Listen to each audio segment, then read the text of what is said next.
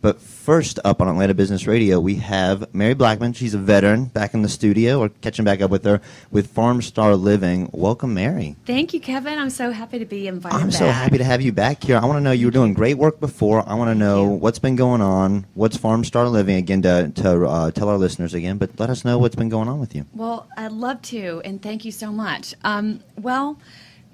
Several years ago, I took over my family farm. It was something that I really never thought I would be doing. Mm-hmm. But I left my, former career in life and in California in media to take over my farm. And while doing so, not only was I completely over my head, but I actually had the privilege to work with so many great people who mentored me and started training me and educating me on how to actually operate and run a farm. And during this process, it just really reconnected me back to my roots, my heritage, and the people who have been, devoted to this kind of life.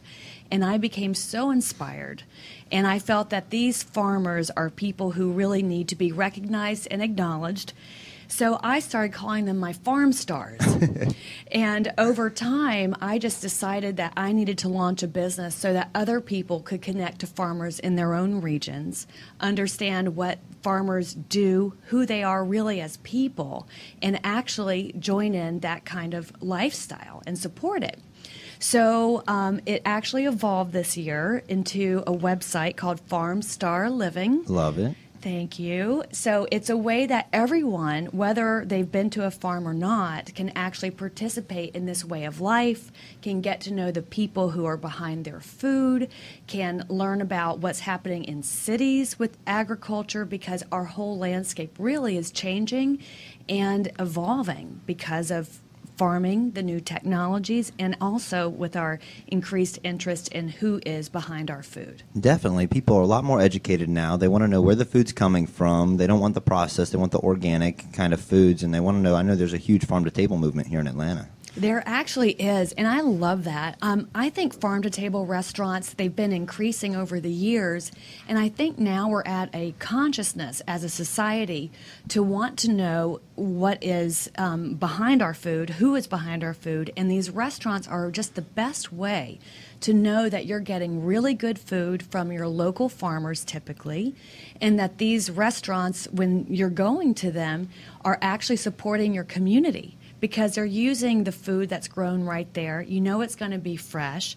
You know that when you're going to a farm to table, you're actually supporting the people that are your neighbors that you don't even know. Definitely. So it's a very big part of our website.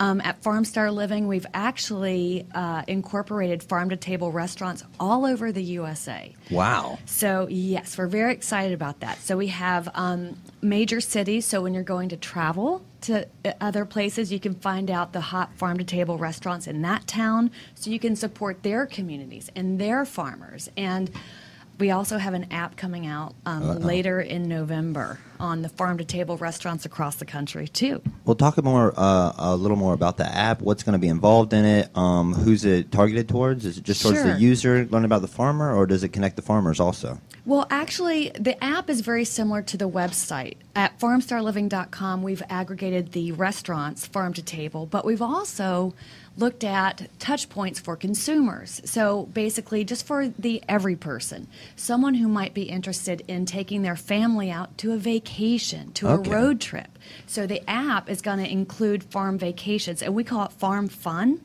And what I mean by farm vacations basically is that a family can go out to a hayride. On our website, you can search by activities if you're looking for a corn maze or a petting zoo, even things like a bed and breakfast. Okay. So you can find great farms that are open for either a road trip or an overnight destination. So the app also will include not only the farm-to-table restaurants, but the farm fun locations across the USA. And these are all the farms that are open to the public. Okay. Are you also doing something? I know with all the millennials out there that can't find jobs, a lot of them are turning to actual farms to go stay on farms, work on them, sort of just learn that kind of culture, and they work there and they get to live for free and eat that. Are you guys incorporating any of that? I know that's something going on. Well, that's something that people can also find. Under Farm Fun, you can find places that have workshops, that have certain, things that you can participate in. You can stay overnight. But we also have articles. So, in fact, one of our articles that's coming up is about places that you can go and have an internship with, become an apprentice. So we'll have a lot of that information on the website, too. All right. Well, I think that's great for the young kids out there. It helps them grow up a lot and teaches them hard work and how to work for something. You get to see the fruits of your labor, too, which is awesome. It's so true. And, there is a very large movement that's called Farm to School. Okay. And that's actually educating younger children in schools about how you grow things and what is fresh, what is good. And the more that children are invested in this process, the more that they are become aware of that the pink what's good sludge for you. at the school isn't good for you. Exactly. So, so all these schools are, participating in this. They have learning gardens, they have giving gardens, and sometimes they actually bring that food into their cafeterias. Wow. And that's what they eat. So October, as a matter of fact, was Farm to School Month. So we have currently for now, and it'll soon go into archives as of November 1. But no, it's all available, all the Farm to School initiatives that are happening across the country. And right here in Atlanta, there's a great foundation that we are working with closely, and that's Captain Planet. Okay. So they do a lot. In fact, I just joined them at an event in California because they do things everywhere where they help children become more aware of the environment, of the food, the process. And this is an education process that happens, at an early age on.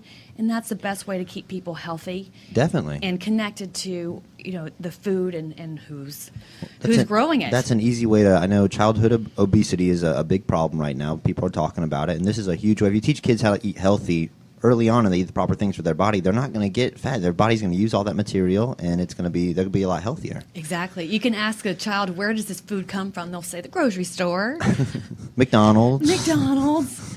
So it's a great way to keep them educated and empowered to even know more about food at a young age. So. Well, definitely. And also on your website, you guys have information for maybe people that have a small plot of land in the city that want to just try to grow their own small gardens, right? Absolutely. One thing about this lifestyle is that you don't have to have a farm to participate in it.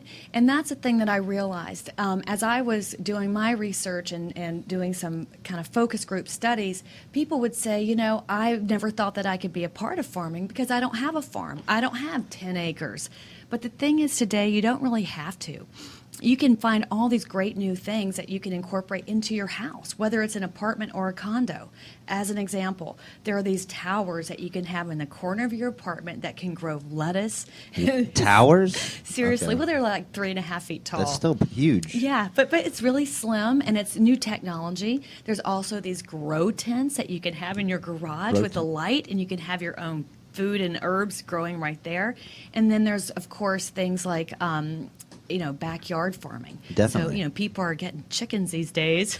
Well, I hear about people growing stuff in those storage containers that they ship on ships and stuff. They have just grow lamps in there, and they're growing green algae for energy. There's a lot of cool new farming stuff going on. I love that. And, speaking of energy, I love how cities are using more and more renewable energy to bring agriculture into their cityscapes.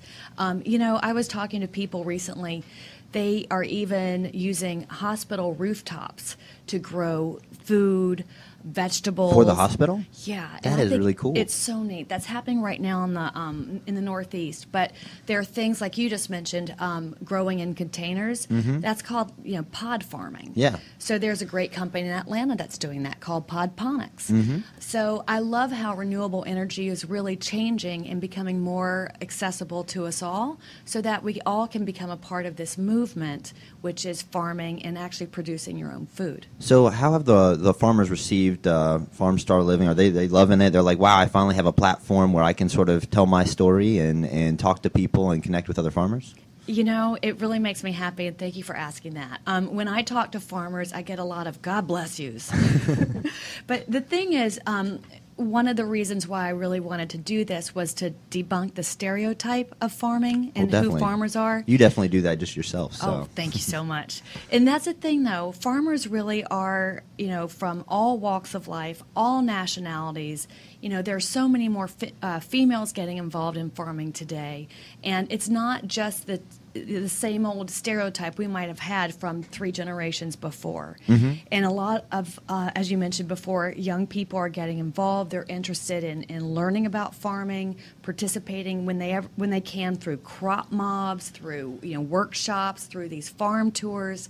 So today's farmer is a lot different than we might have understood one to be. Definitely. So tell me what the overall goal is, the perfect goal for Farm Star Living. If you could have it just be perfect 10 years down the road, what's it doing? How's it helping people? Well, it continues to connect people to food and to the processes behind creating and making this food, as well as the farmers who are dedicated and passionate about doing the best job that they can. I want to be a resource that people can use as a touch point for their lives. So everything they do, from vacations to dining out, to their shopping, to getting involved in their community, everything that we present is through the farming lens. So it's almost like 6 degrees of farming through everything we do. So the average person can be a part of farming, whether or not they actually own a farm. They at least can support farming, food, and feel more enlightened by this whole process, and thus make better choices and decisions for a better quality of life. So have you guys thought about this, possibly having a logo or something to put on restaurants, and also if someone has their app and they're searching through Google for a restaurant, they pop it up on Yelp or whatever, it has a review and it has a little Farm Star logo right there that says, okay, I know that this is supporting my local farm, so I want to go to that restaurant. I would love for you to help me do that.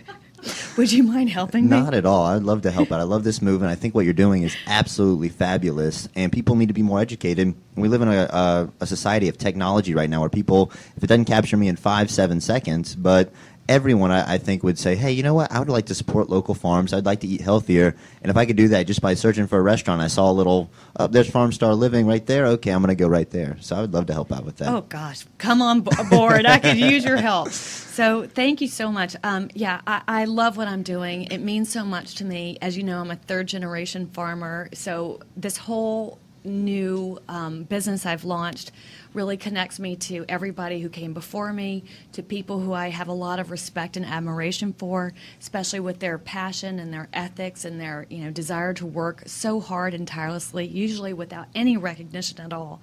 So it's a real privilege for me to be a part of this community. All right. So what do you need more of? Do you need more people visiting the site? Do you need more farmers? Well, I actually would love for people to come and visit the site, to sign up for our Twitter feed, which is Farm Star Living, our Facebook, facebook.com/FarmStarLiving, and the website itself, which is farmstarliving.com.